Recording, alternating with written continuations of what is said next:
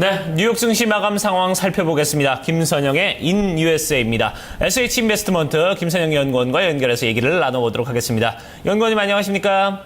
예, 안녕하십니까. 김선영입니다. 네, 자, 여러 가지 좀 등락이 거듭한 끝에 그래도 S&P 500 지수는 또 신고가를 경신했습니다. 예, 그렇습니다. 예상에 다소 못 미친 몇몇 경제 지표들로 인해 지난 4일 연속 상승에 따른 차익 실현 매물이 장중 꾸준히 압력을 가했지만 장 막판 유입된 매수세로 인해 주가 지수들 혼조세로 거래를 마쳤는데요. 특히 S&P 500 지수는 또다시 사상 최고치를 갈아치웠습니다.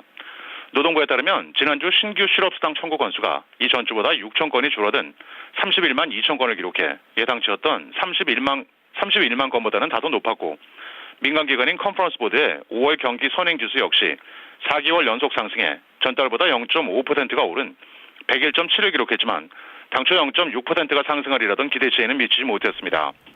한편 연방준비제도가 최근 물가지수 상승에도 불구하고 초저금리 정책을 상당 기간 유지하겠다는 입장을 재확인한 데 따라 오늘 국제 금 가격이 3.5%, 은 가격은 5%, 플래티늄은 1.5%가 상승하는 등 귀금속 가격이 일제히 급등한 것이 돋보인 하루였습니다.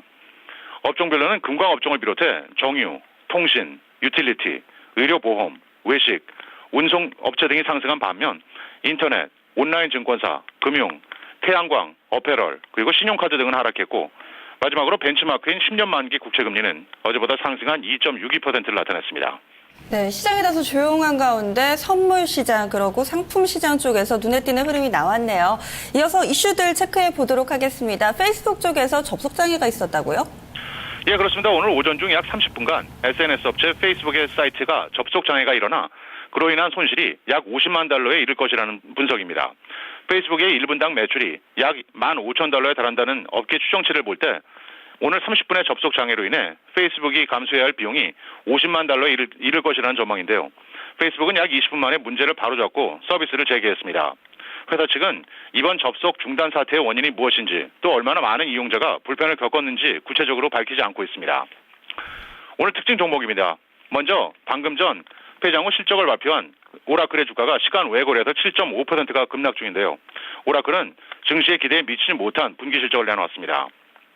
랄프스와 푸드폴레스 등을 운영하는 미국 최대 슈퍼마켓 업체 크로거는 증시 예상을 상회한 실적과 함께 연간 전망을 높여잡으며 5%가 올라 사상 최고치에 올라섰고, 증권사 UBS가 현재 주가가 여전히 매력적이라면서 고객들에게 매수할 것을 추천했다는 소식에 스타벅스 커피의 주가가 2% 상승했고, 대형 바이오 업체인 셀제는 6월 25일부터 2대1의 주식 분할을 단행하겠다고 밝히며 4%의 상승세를 보였습니다.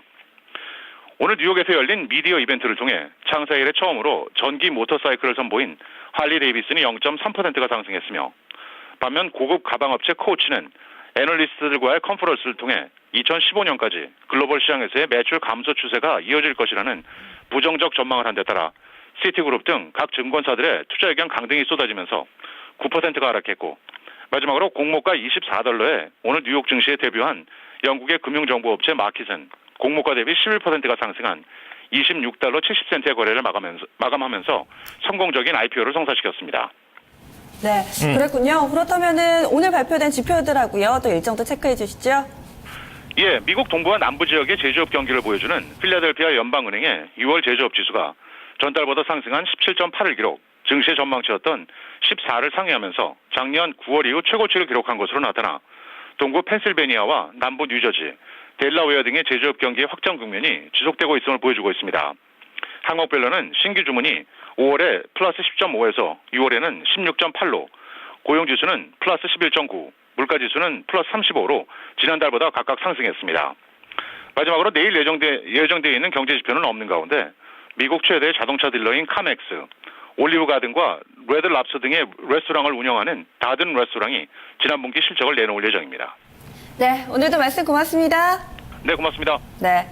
미국 증시 마감 가운데 특징 짚어보면은요, 금값이 있습니다. 금값이 상당히 좀 급등을 했는데요. 국내도 고려아연을 비롯한 금 관련주들의 체크가 필요해 보이고요. 이와 함께 최근에는 이라크 쪽의 내전이 점차 장기화될 조짐을 나타내고 있는데, 이럴 경우에는 보통은 이 국채 금리가 하락해야 정상이죠. 그런데 최근에는 이것과는 다소 좀 다른 흐름, 국채 금리가 또 2.6%대 위로 올라섰다는 점도 눈여겨보실 부분이 되겠습니다. 네.